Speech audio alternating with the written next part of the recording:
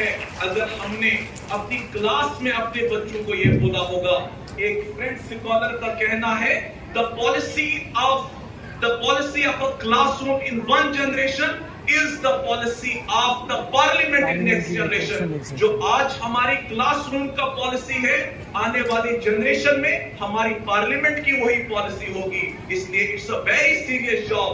आप में से जिनने भी इंडिगो में सफर किया होगा, टीचर्स को मैं ये खासकर ये बात कहूंगा कि इंडिगो फ्लाइट के बाहर एक जबरदस्त चीज लिखी होती है कि flying is a serious job, leave your all worries behind.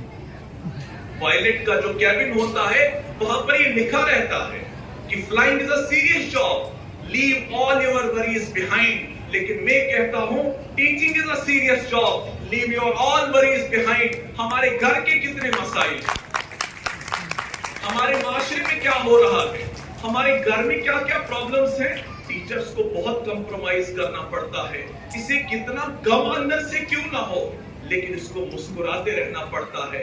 इसको घर में कितनी मुश्किल हालात क्यों ना हो, लेकिन अपने बच्चे के सामने इसको एज अ रोल मॉडल पेश होना होता है। इसीलिए हम कहते हैं teaching is a serious job, leave your all worries behind.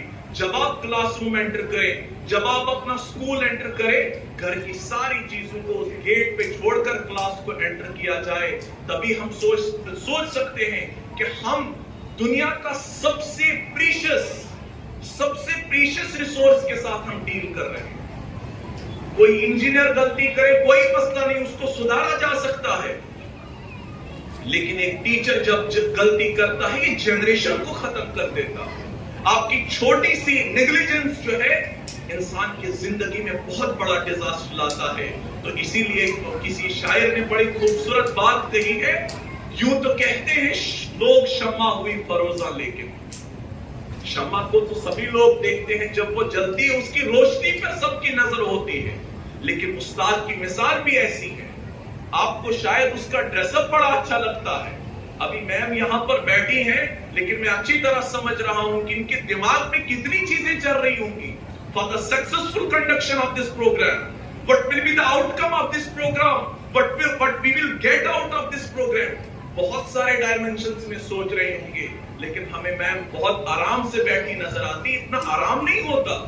तो इसीलिए इन जैसे लोगों के लिए किसी शायर ने कहा है, यूं तो कहते हैं लोग शम्मा हुई फरोजा, लेकिन लोगों को लगता है कि शम्मा का जलना ये कोई बड़ी बात नहीं है।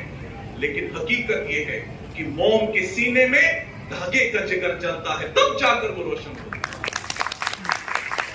और ये जितने भी उस्ताद यहाँ पर हैं, ये प्राइमरी लेवल का हो, ये सेकेंडरी लेवल का हो, ये कॉलेज लेवल का हो या यूनिवर्सिटी लेवल का हो, once a teacher is always a teacher।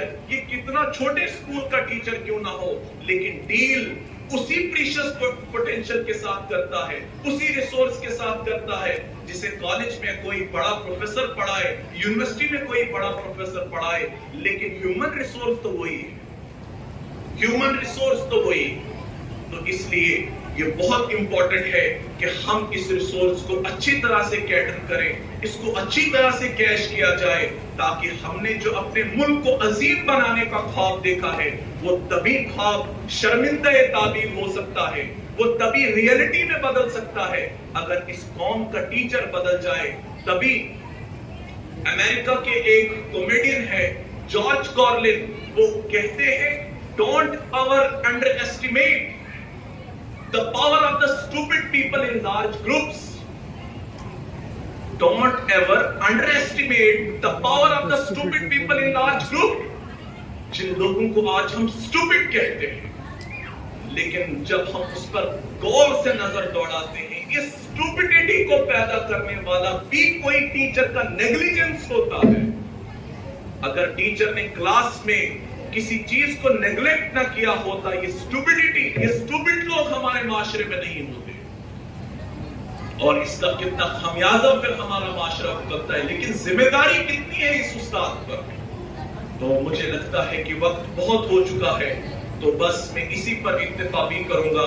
तो एक बार मैम का तो बहुत शुक्रगुजार हूं, क्योंकि इनने मुझ जैसे एक कम इल्म इंसान को यहाँ पर इस खूबसूरत प्लेटफॉर्म पर कुछ बातें आप लोगों के साथ करने का मौका दिया।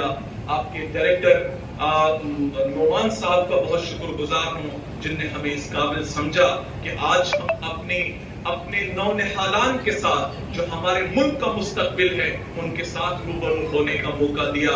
और सबसे बड़ी खुशनसीबी ये है कि जिस विजन के साथ इस स्कूल की बुनियाद डाली गई, उस विजन के बारे में कुछ पढ़ने और सुनने का मौका मिला।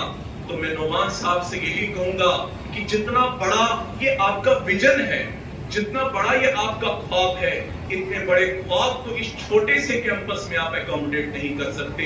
It requires a mighty campus, और इसको बहुत बड़े पैमाने पर लेने की जरूरत है।